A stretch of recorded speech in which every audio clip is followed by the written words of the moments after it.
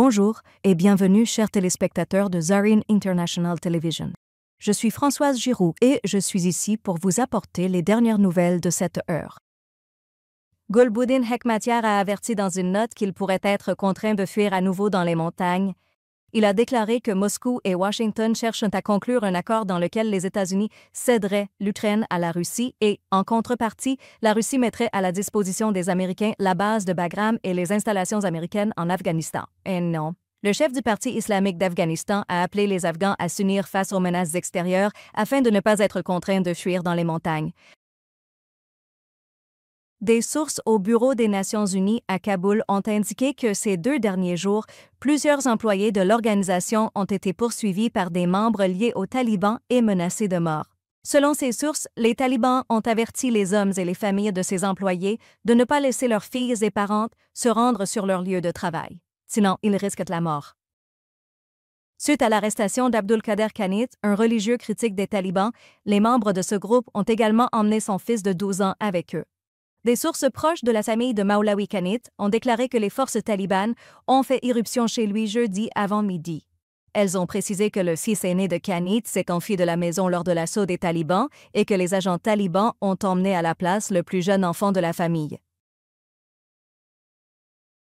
Amnesty International déclare que les femmes afghanes subissent les violations des droits humains les plus graves, sans aucun moyen d'obtenir justice ou réparation. Cette organisation affirme que les talibans ont anéanti tous les progrès et réformes juridiques, ainsi que les protections en faveur des droits des femmes. Amnesty International a indiqué avoir soumis un rapport sur la situation critique des droits humains des femmes en Afghanistan au Comité pour l'élimination de la discrimination à l'égard des femmes des Nations unies. Les nouvelles statistiques du ministère de l'Intérieur britannique montrent que cette année, le taux d'acceptation des demandes d'asile des Afghans dans ce pays est passé de 98% à 44%. Cela intervient alors que la situation sécuritaire et humanitaire en Afghanistan n'a pas fondamentalement changé et que les organisations de défense des droits humains qualifient d'inquiétante l'évolution du nombre de migrants au Royaume-Uni. Les membres du mouvement spontané des femmes contestataires d'Afghanistan ont réagi aux propos de l'épouse de Zalmay Khalilzad.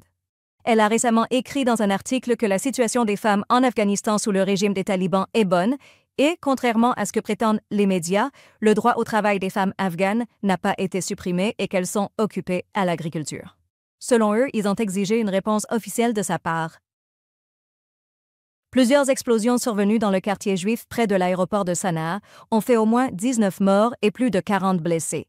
La plupart des médias arabes rapportent que les explosions, qui ont eu lieu il y a environ 2 heures et ont duré 2 heures, ont détruit des dizaines de maisons dans le nord-est de Sanaa.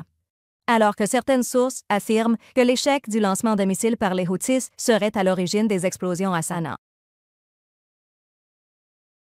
Le Wall Street Journal a rapporté que Donald Trump envisage de retirer une partie des forces américaines du sud de la Corée.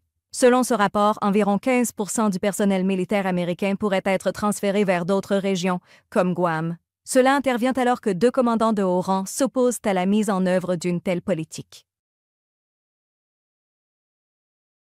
L'armée israélienne a mené de nouvelles frappes aériennes sur le sud du Liban jeudi. Selon les rapports, des avions de chasse israéliens ont bombardé un immeuble résidentiel dans la région de Nabatieh.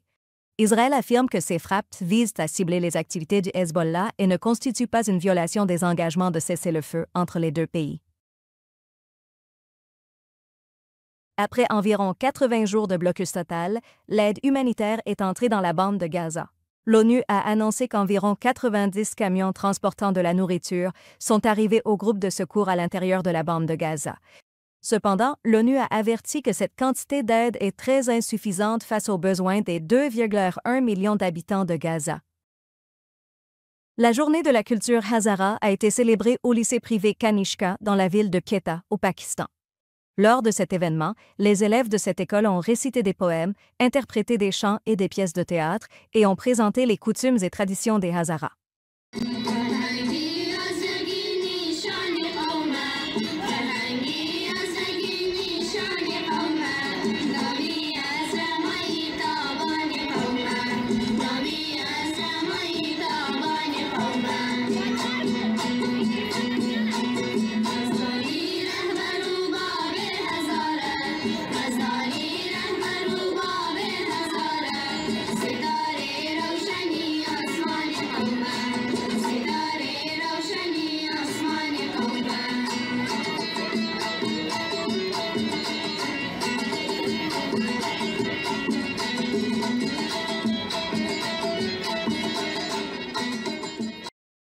Merci, chers téléspectateurs, pour votre soutien continu. Vous pouvez regarder Zarine TV sur Afghan Procast, GLWEs, l'application Zarine TV et nos plateformes de médias sociaux.